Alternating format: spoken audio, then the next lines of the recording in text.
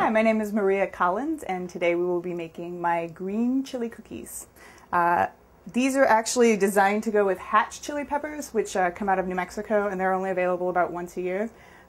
They look a lot like this. This is the Anaheim chili. Hatch chilies and Anaheims are actually the same pepper, but the ones that grow in New Mexico are a lot hotter. And the goal of this cookie is to have both the kind of green chili flavor and a little bit of heat. So today what we're going to do is use a couple serranos along with our Anaheim chili pepper.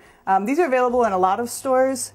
Sometimes you can only find sweet Italian peppers, and you can again do that with some hot ones.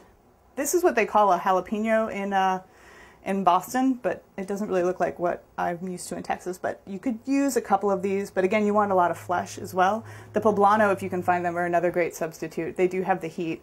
They have a little more of a smoky flavor. So however you want to do it, today we will be doing these guys. And we'll start off by adding creaming the butter and sugar along with our lime zest. This is the zest of 3 limes, and then the juice of 1 lime. So we'll kind of divide it up, and you'll see, it'll all come together later. We'll cream it for about 3 minutes. The goal is to have it all turn sort of a pale green and be nice and fluffy. So it's just going to go in there. This is the sugar.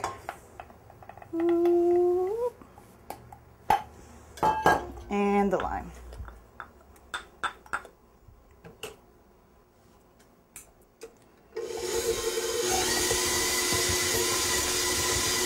And now we wait. All right, so the butter's creamed, it's nice and green. We're just going to scrape down the bowl, and so I'm going to add the egg. Got a little almond extract in here. And then we add the lime juice. All right, and now that the egg is mixed in, we're going to scrape down the bowl just a little bit. Make sure it's all incorporated. You might see a little bit of a separation where the egg and the lime juice kind of curdle a little bit. It's fine, it'll all work itself out. Add the chili peppers. Oops. Drop a few on the table. It's fine. They're all going to get cooked. Okay. Add that in for just a second to kind of incorporate them.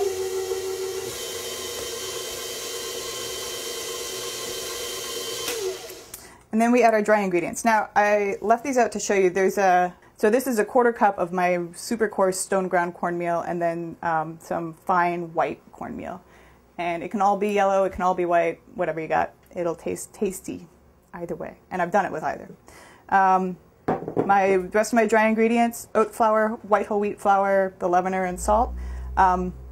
White whole wheat and oat together make a really nice flour that's really interchangeable for all-purpose flour. You can just use all-purpose flour. That's totally fine. I just like to make it healthy, sort of, for a cookie. And another nice thing about the oat flour is that because it has really little gluten, you can mix it all the way and you don't have to worry about your cookies getting tough. So, added bonus. So I'm just going to whisk that together.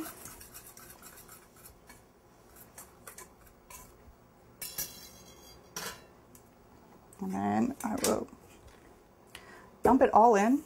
No ceremony there. And then as soon as it comes together, it's ready to scoop.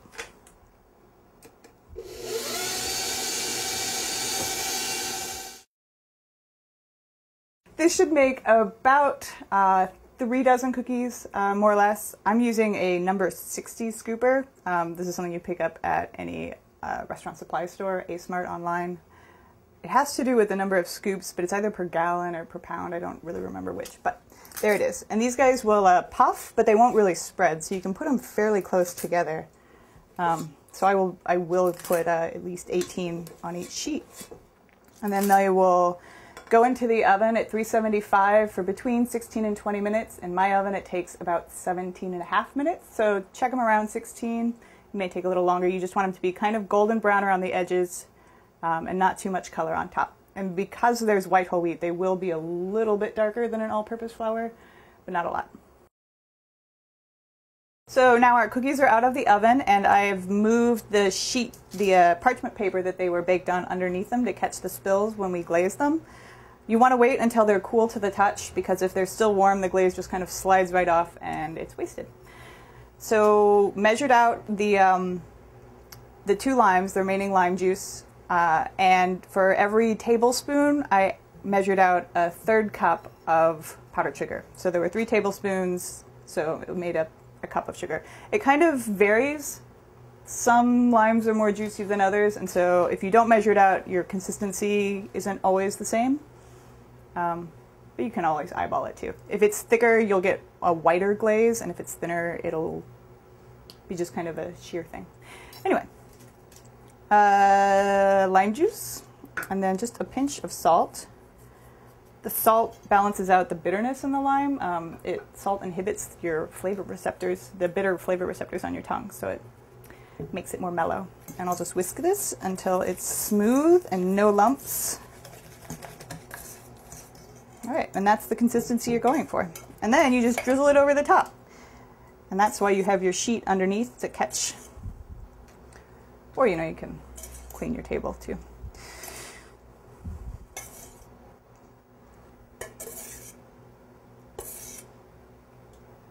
And now, because this is a thin glaze, it'll harden pretty quickly, just a few minutes really, and then as soon as it's firm to the touch, you can store them, plate them, what have you.